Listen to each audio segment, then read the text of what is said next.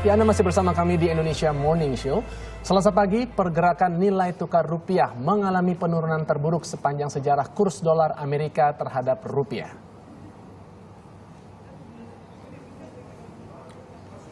Setelah melemah sejak akhir tahun 2013, rupiah pada Selasa kemarin mencapai angka terendah sejak krisis moneter di tahun 1998. Rupiah sempat menyentuh angka Rp12.973 dan nampaknya peringatan dari para analis bahwa rupiah bisa menyentuh 13.000 terrealisasi bahkan akan lebih jika pemerintah tidak menunjukkan upaya dan realisasi pertumbuhan ekonomi yang baik di dalam negeri.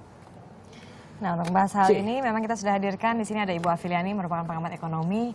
Kalau misalnya kita amati tadi ya grafiknya seperti itu, rupiah itu melemah terhadap dolar. Sebetulnya apa sih, Mbak, dampak yang bisa dirasakan oleh masyarakat luas Indonesia dengan adanya fenomena ini? Iya, memang kalau 98 kita pernah ya mencapai 16.000 sebenarnya ya. Cuman kita harus sadari waktu 2008 kita mengalami rupiah di bawah 10.000 bahkan di bawah 9.000 sempat ya.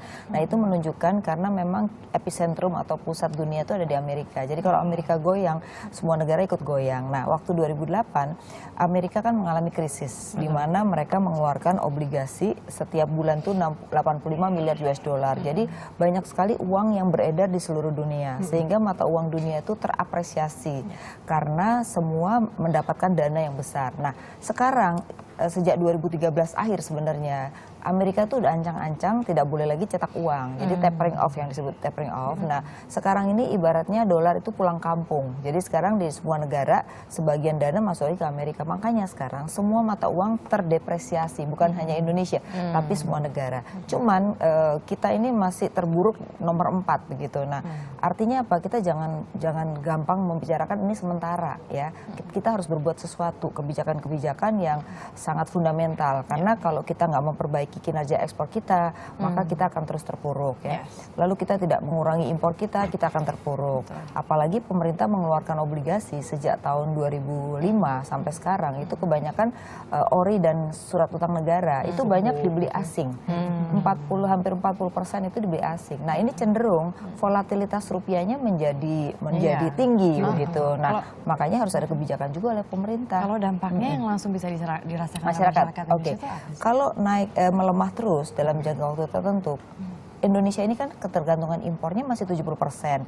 Jadi pabrik-pabrik, perusahaan-perusahaan itu akan menaikkan harga-harga dan kalau naiknya harga itu terlalu tinggi, otomatis masyarakat daya belinya turun ya. Jadi nanti efeknya biasanya inflasi, kemudian inflasi itu berdampak pada daya beli. Nah, kalau daya beli udah turun, kecenderungannya perusahaan mengalami PHK kan. Nah, kalau PHK itu yang orang sebut krisis gitu. Apakah ini bisa disebut awal dari krisis nih dalam waktu dekat ini menurut Mbak Afi? Oke. Harus kita lihat dulu, biasanya cenderung Desember ini juga kita punya pola yang berbeda ya. Satu adalah utang jatuh tempo itu sangat tinggi. Ya, jadi kebutuhan akan dolar tinggi ya. Yang kedua, kalau di Indonesia ini mungkin sudah 1 juta lebih orang itu berwisata ke luar negeri. Jadi permintaan terhadap US dollarnya juga tinggi gitu. Jadi pembayaran utang dan permintaan US dollar untuk jalan-jalan itu juga tinggi gitu. Jadi ini ada 3 faktor. Faktor eksternalnya karena tadi pulang kampung, yang 2 adalah faktor ini tadi gitu. Nah, jadi sebenarnya ini mungkin dikatakan sementara iya sampai akhir tahun, tapi kalau nggak diberesin ekonomi kita, tadi juga dikatakan kan pertumbuhannya harus berkualitas. Tapi juga harus diingat kalau kita melakukan pertumbuhan yang tinggi, ya kan, ternyata tergantung impor gitu. Nah, makin besar impor tidak diikuti dengan ekspor atau tidak diikuti dengan penerimaan dalam US dollar, kita juga akan mengalami keterpurukan karena defisitnya makin tinggi. Lalu bagaimana kita sebagai masyarakat luas gitu bisa apa ya? Kalau misalnya memang sudah keadaannya seperti ini gitu, apa yang masyarakat bisa lakukan? Pertama, jangan panik menurut saya. Kenapa? Karena begitu orang panik borong dolar kan. Gitu. Nah, begitu orang borong dolar itu kecenderungan rupiah kita makin melemah. Jadi menurut saya sih pertama sarannya tidak panik ya. Yang kedua, memang masing-masing terutama pemerintah nih harus bikin kebijakan-kebijakan. Misalnya kalau saya lihat sekarang karena orinya terlalu banyak ya, mungkin sekarang banyak yang jual kan asing. Nah, tarik aja pemerintah melakukan pinjaman hutang luar negeri terhadap negara Asia misalnya Jepang, China ya, Korea gitu. Suku bunganya lebih murah daripada ori ya. Yang kedua kita bisa jangkanya lebih panjang sehingga volatilitas rupiahnya itu Juga bisa nggak kita jaga. jadi- Betul. betul. Itu pertama. Yang kedua dalam waktu 2 tahun memang kita harus merubah struktur ekspor kita. Struktur ekspor kita itu membahayakan. 30% CPO, 27% itu batu bara.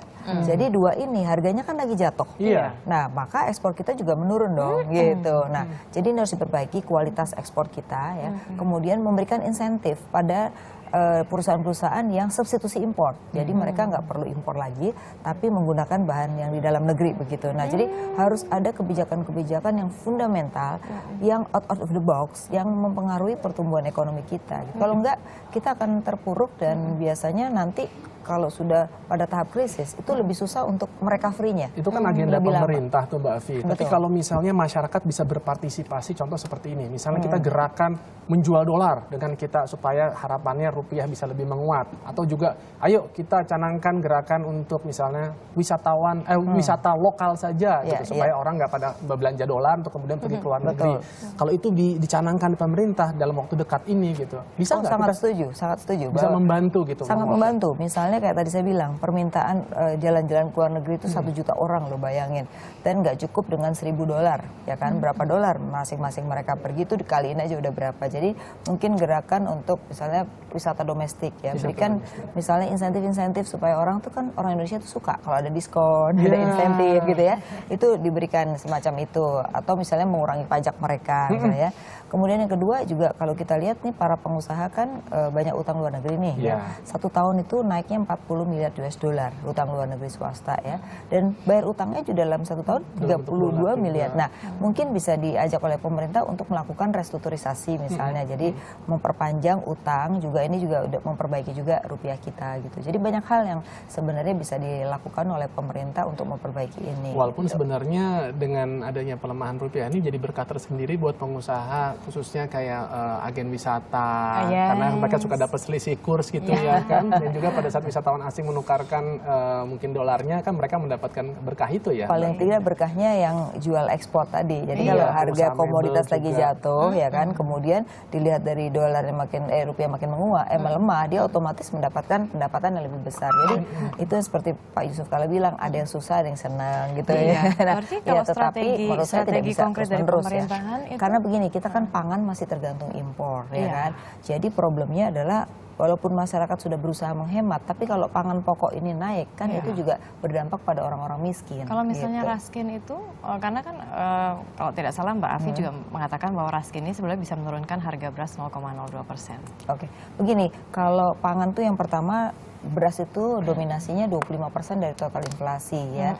Kemudian 40% makanan minuman. Jadi sebenarnya kalau kita bisa membereskan soalan beras dan makanan minuman tadi itu sebenarnya kita bisa menurunkan inflasi. Nah, persoalannya adalah kita bicara makanan minuman dan ini itu tergantung impornya masih 70% gitu. Jadi Ribet jadinya ini ya, harus Mbak, ya? dikurangin. Makanya pengembangan pangan lokal. Jadi kedepannya kita mulai harus bicara pangan lokal.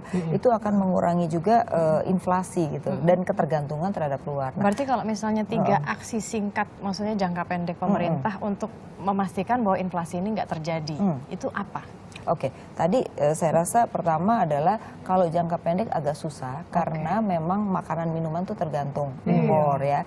Nah beras memang kita udah nggak impor, tetapi kan sejauh mana ini bisa merata di seluruh Indonesia itu yang pemerataan ini harus diberesin. Jadi untuk jangka pendek mungkin nggak bisa, mungkin kira-kira kita butuh waktu setahun lah atau 2 tahun untuk ngeberesin pangan. Makanya harus ada aksi gerakan tuh dari sekarang. Iya. Kalau cuman kita ngomong tapi nggak ada action ya itu akan dampaknya masih akan panjang. Seperti tadi yang saya sempat sarankan itu mungkin juga gerakan langsung sederhana yang bisa kita lakukan dalam Betul. waktu dekat gitu Setuju ya Mbak banget, Fi. setuju. Tuh, coba canangkan mungkin Desember ini coba diskusi lagi, mungkin kalau rencana keluar negerinya masih bisa diundur gitu ya kan. Betul. Kita coba wisata aja kan, Indonesia juga nggak kalah menarik ya kan Maria.